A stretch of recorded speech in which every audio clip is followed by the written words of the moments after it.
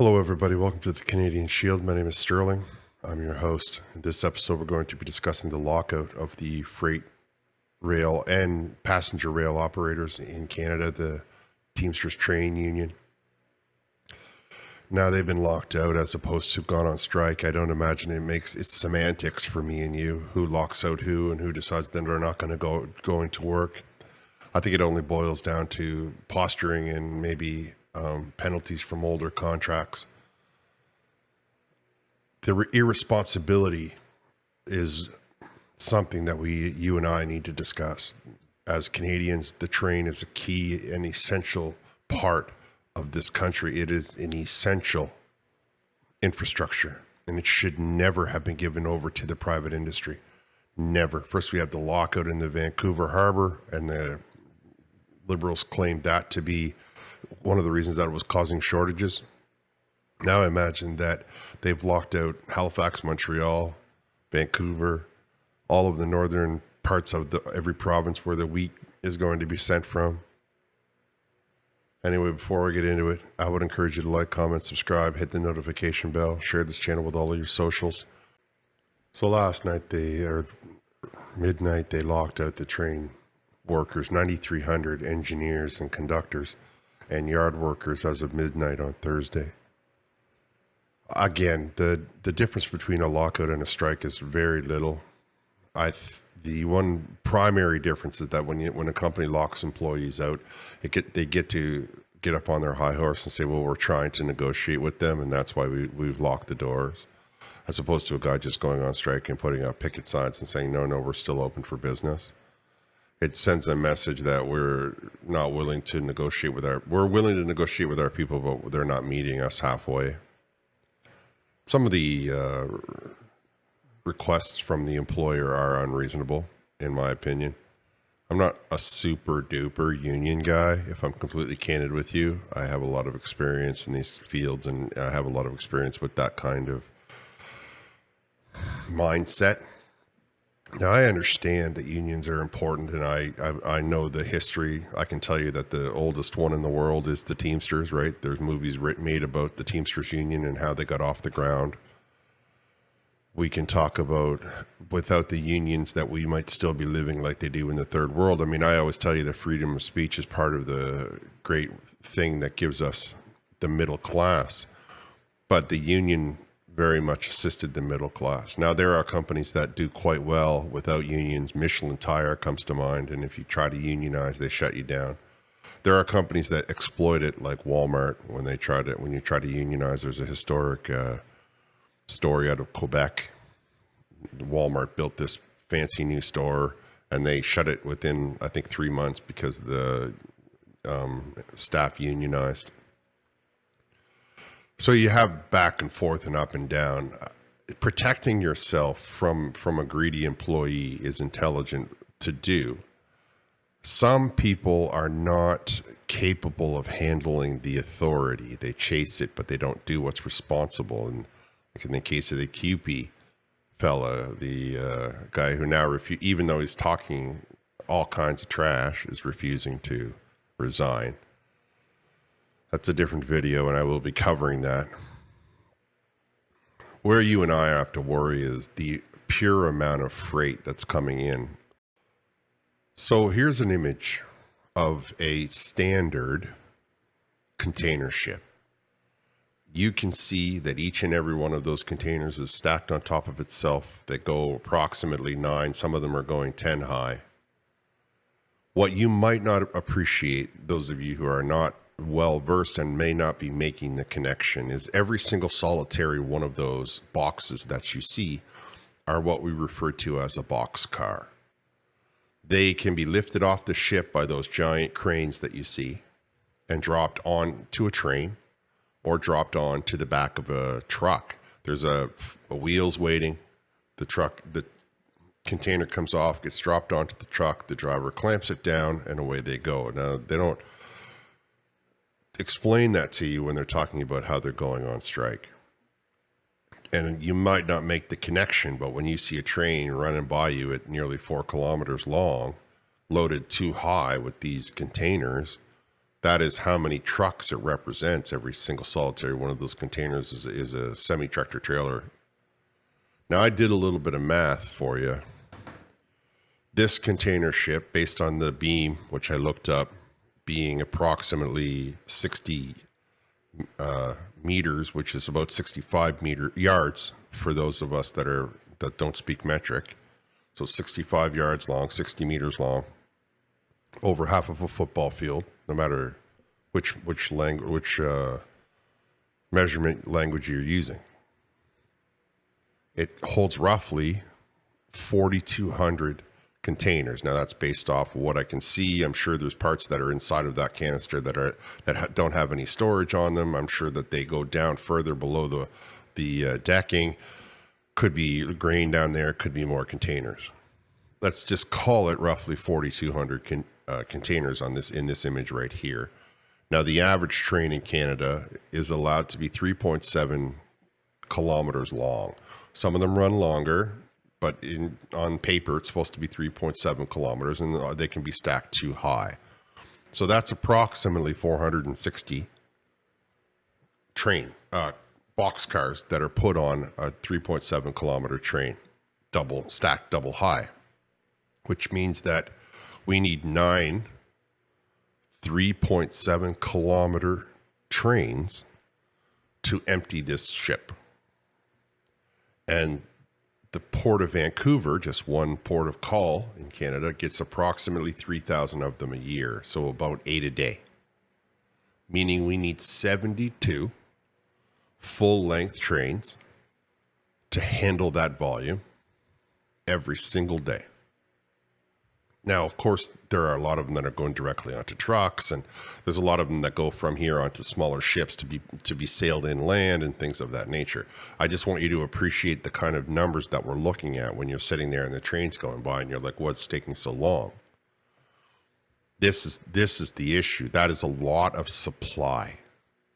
That is a lot of things that can be taken from the Port of Vancouver and dropped off in Calgary, dropped off in Edmonton, dropped off in Winnipeg, dropped off in Regina, dropped off in all of the major cities across this country.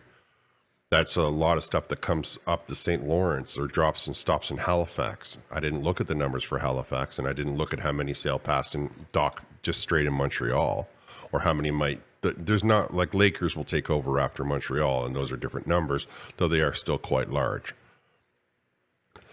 I mentioned Montreal because one of the issues that the union is having is the owners of the company want to force relocate their employees. Now, from what I put together, the union wants a little bit more money, and they want to work under what they're calling safer working conditions. West of Ontario, the train owners want to be making the engineers work longer hours, work longer days, like a 12-hour day instead of an 8-hour day, or what have you. Of course, that makes perfect sense if you are the company and you think of what Northern Ontario through to Northern Alberta, Northern British Columbia looks like. Once you get from Northern Ontario to the Rocky Mountains, it's basically flat. There's no hills on the track. There's no twists. There's none of that. There might be some bridges where you go over some water. They're going to be low, like they're going to be level crossings, as they call it. And they'll just continue straight across. So to think that the engineer is going to be overtaxed with twisting and turning and watching the levers is basically going to be, cruise control in theory. That doesn't mean that we should give them a 12-hour day. Where it becomes an issue is that those regions, northern Manitoba, northern Saskatchewan, like right now, are booming. The need for staff is severe. Because not only is the freight traveling through there, but they are pulling out a lot of harvest. They're doing a lot of a product that needs to be put on the train. So the volume that happens around harvest time, and the canisters, of course, switch to the round ones, is pretty strong. And they don't have any people working there because the most of the year it's in Montreal to Toronto, Toronto to Vancouver, which is, again, what I explained to you, how we need to stop. For Canada to thrive, we need the exact opposite of high density. We need to spread right out. And the train is really one of the best ways to do it, though not necessarily the rail train that we're looking at right here, and certainly not under the control of a corporation whose only concern is making sure that they get their shareholders more money.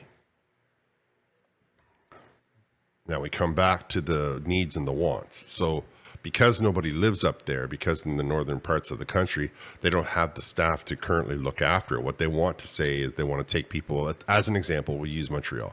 They want to take people out of Montreal and they want to move them to the northern part of the provinces so that they can handle the workload for the grain because they don't have any people up there. And they want to leave them up there for 3, 4, 5 months. And then they want to say, okay, now we'll move you back to the other city. So that whole time you're separated from your family, that whole time you're living in the northern part of Canada, that whole time you don't have all of your people around you. You've been basically forced to relocate. And the union, and I think rightly, is saying that that's an unacceptable request. The amount of freight that's moving is not the only problem. There are commuter lines in Canada that are going to be affected, and registered annual or monthly subscriptions have it around 32,000 people. Commuter lines are affected by the strike are TransLink's West Coast Express in the Vancouver area. I don't know that much about it, but Metrolinx and Milton line, the Lakeshore line, the Hamilton GO station in the Toronto area, the Cadillac St. Jerome and Vaudreuil Hudson lines in the Montreal area, as well as a Via Rail 480 kilometer Sudbury to White River line in northern Ontario. All of these lines are shut down as a result of this lockout, as a result of this issue. So here we have the Liberal Party screaming at us about high density, screaming at us about public transit, and they have permitted not only are they going to be the arbiters of the architects of more shortages, because the shortages are coming. You can't think in your mind that the volume can stop. It just cannot stop. And that's one of the main concerns. The rail needs the companies need the engineers to continue to keep the rail moving when they're pushed beyond their 8-hour day, when they're pushed beyond their limit. And of course, the rail industry wants to stay at home. So they want to only go out for 4 hours and then get on a different train and come back 4 hours. And then they go home at night. So there's some complications in there. And of course, there's solutions to the problem. Right now, that we have to wait and to see who's going to blink. The Liberal government should have been way out in front of this. They should have said to themselves, well, we're pushing high density, we're pushing public transit, we're pushing all those commuter trains that I just listed are crucial to every day. I mean, the train runs in from Hamilton for people that work in Toronto. And the Sudbury line, I don't know if you've ever been up that way, there's not a lot of ways to get around. If you don't get on the train, I guess you can drive your car, but for people that don't have that option. So the infrastructure being in the hands of private industry or being held at the mercy of a union, depending on which side of the argument you want to talk about, is bad for the overall country. It's bad for Canadians as a whole. Now, everybody's screaming to you about the danger part of the chemicals not going into the tap water. And that is certainly something that causes a lot of problems. And let's, hope that we don't end up with a Flint, Michigan situation where the water is just so bad because the chemicals are not being brought to the country. What we have to understand is the Liberal government decided that they didn't want to get involved because on the one hand, they have the billionaire class. That's the people who own the trains. And I'm sure many of those people have the private cell phone number of many of the Liberal Party. Then you have the union, who's a Teamsters union, and depending on who you talk to, it's either a good reputation or a bad reputation. I don't believe that it's unreasonable for the Teamsters to not be forced relocated. I do believe that the company should have offered an incentive. If the company had been thinking, they would have just said, well, we're going to carve out a train station right here. We're going to buy a piece of property. They got all kinds of money. And we're just going to carve out a train station in the middle of northern Manitoba. And we're going to build houses, townhouses or regular houses, not high density, 45 feet in the air, stuff like that. And then we'll just simply offer the house to anybody that's willing to relocate. Sure, there will be slowdowns during the wintertime when not much is moving through the northern Ontario, but the problem will be essentially solved where you have all of this overflow in the bottom 5% of our country. Now, I'll do a further dive podcast on my belief about the rail system in this country and how that's actually the solution that everybody seems to be looking past. Right now, what we have is everybody looking at personal interests, right? And this is why an essential service cannot be in the hands of private industry. I don't care how well their intentions are. I'm not trying to point fingers at the companies that the government permitted to buy them. I'm not trying to point my fingers at the union, who's just probably looking after the best interests of their people. Whether or not you and I agree, that's not a task here. What is, though, at task is the fact that freight is not moving in the second largest country on earth that relies wholeheartedly on the moving of freight. And there was Steve McKinnon allowed some government agency to try to convince him that the rail freight was not essential in Canada. If we were to try to where we're going to get 4,000 extra trucks per ship at 8 a day, that's 32,000 just coming out of Vancouver alone. We don't have that that just doesn't exist. And then what, you're going to put them all driving into Toronto at the same time, or all driving into Edmonton? There's no way in the world that the country can be supplied under anything other than the train system that we have. Now, I don't want to offer solutions to the union workers, though I do think that the company had a golden opportunity to make themselves look good, and they elected to just beg for binding arbitration and do a lockout, which is, how they do things. They don't think outside the box, right? They worry about numbers and dollar signs. They don't worry about problem solving.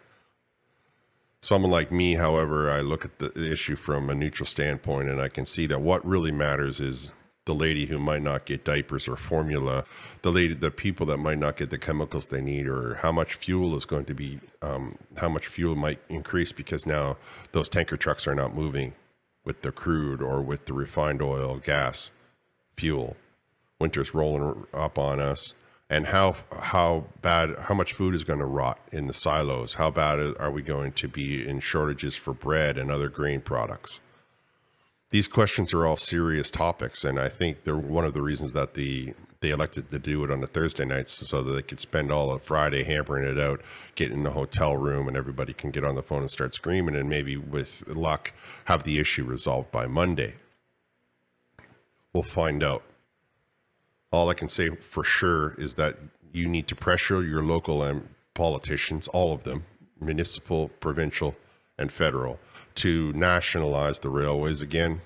But this is an essential service, and this is like privatizing the police force, in my opinion, or privatizing the mail, or privatizing the hospitals. All the things that I just listed make Canadians go, no, we're not willing to do that. And this is exactly why it shouldn't be privatized, because if it were the government that owned the train still, sure, it would probably be mismanaged, and many of the Liberal cabinet might be, redirecting funds. However, there wouldn't be shortages that we're facing right now. That's just my opinion on the matter. You can let me know what your opinion is down in the comments. I'm going to wrap here. I want to thank you all for listening. I'll talk to you next time.